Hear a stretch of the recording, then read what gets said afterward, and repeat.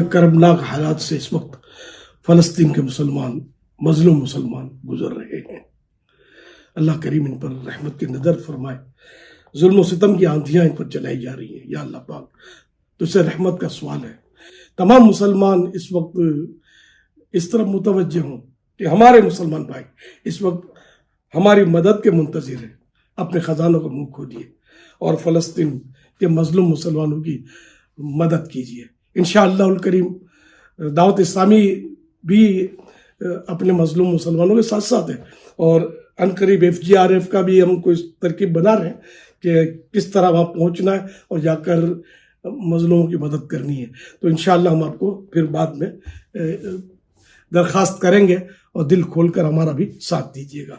یا اللہ پاک پیارے حبیب صلی اللہ علیہ وسلم کا صدقہ قبلہ اول کی حفاظت فرما اور فلسطین کے مظلوم مسلمانوں کی غیب سے مدد فرما۔ یا اللہ پاک یہ ظلم و استبداد کی آندھیاں بند ہو جائے، مظلوم مسلمان سکھ کا سانس لیں۔ اے اللہ پاک جو شہید ہوئے غریق رحمت ہوں، بے حساب بخشے جائیں، ان کے سوگواروں کو صبر جمیل ملے۔ جو زخمی ہیں اے اللہ پاک روبت صحت ہوں، در در کی ٹھوکروں سے بچ جائیں۔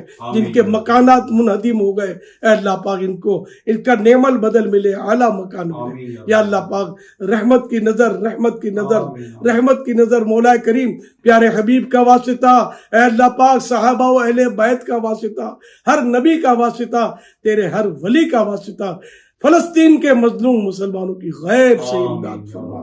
آمین بجاہ خاتم النبیین صلی اللہ تعالی علیہ وآلہ وسلم۔ یہ دعا 1 سے 1.5 منٹ پر مشتمل ہے، اور اس دعا میں فلسطین پر ہونے والے ظلم اور فلسطین کی مظلوم مسلمانوں کے لیے ہمدردی کا اظہار کیا گیا ہے۔ لیکن سوال یہ ہے کہ اس دعا میں اس ظالم کا نام کیوں نہیں لیا گیا؟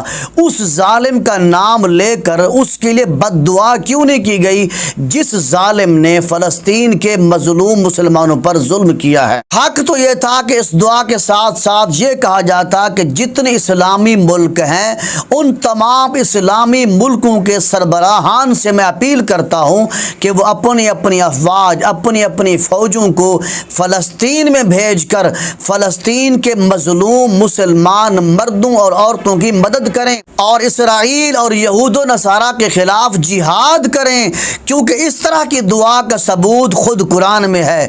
قرآن مجید کی سورہ النساء آیت نمبر 75 میں ارشاد فرمایا، بسم اللہ الرحمن الرحیم، وَمَا لَكُمْ لَا تُقَاتِلُونَ فِي سَبِيلِ اللَّهِ وَالْمُسْتَضْعَفِينَ مِنَ الرِّجَالِ وَالنِّسَاءِ وَالْوِلْدَانِ الَّذِينَ يَقُولُونَ رَبَّنَا أَخْرِجْنَا مِنْ هَٰذِهِ الْقَرْيَةِ الظَّالِمِ أَهْلُهَا وَاجْعَل لَّنَا مِن لَّدُنكَ وَلِيًّا وَاجْعَل لَّنَا مِن لَّدُنكَ نَصِيرًا۔ ارشاد فرمایا، اور اے مسلمانوں تمہیں کیا ہوا ہے کہ تم اللہ کی راہ میں جنگ نہیں کرتے، جہاد نہیں کرتے، حالانکہ بعض کمزور مرد، عورتیں اور بچے یہ دعا کر رہے ہیں، اے ہمارے رب ہمیں اس بستی سے نکال لے جس کے رہنے والے ظالم ہیں، اور ہمارے لیے اپنے پاس سے کوئی کار ساز بنا دے، اور کسی کو اپنے پاس سے ہمارا مددگار بنا دے۔ اور جو اللہ کی راہ میں جہاد کرتے ہیں، اللہ کی راہ میں لڑتے ہیں، ان کے متعلق اللہ جل مجدہ نے ارشاد فرما دیا اگلی آیت میں، آیت نمبر 76 میں ارشاد فرمایا، جو ایمان والے ہیں وہ اللہ کی راہ میں لڑتے ہیں، اور جو کافر ہیں وہ شیطان کی راہ میں لڑتے ہیں۔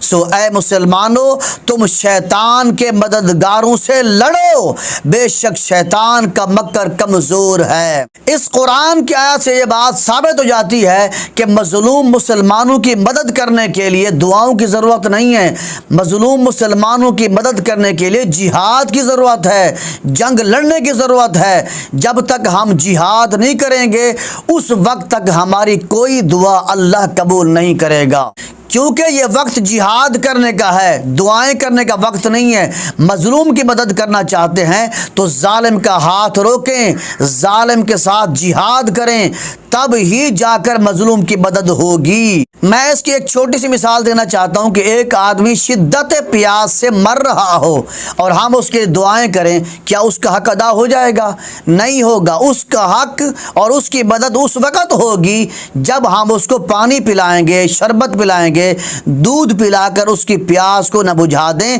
اس وقت تک اس مسلمان کا حق ادا نہیں ہوگا۔ اور اسی طرح ایک ایسا شخص ہے جو شدت بھوک سے مر رہا ہو، اس کو کھانے کی طلب ہو اور ہم اس کے صرف دعائیں کرتے رہیں، بھائی دعا کر کے اس کی بھوک ہم نہیں مٹا سکتے جب تک ہم اس کو کھانا نہ کھلا دیں۔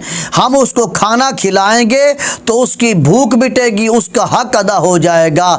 تو یاد رکھ لیں، مظلوم فلسطینیوں کی مدد کرنے کے لیے ہمیں جہاد کرنا پڑے گا۔ ہم جہاد کریں گے تو ان کا حق ادا ہوگا، ان کی مدد ہوگی۔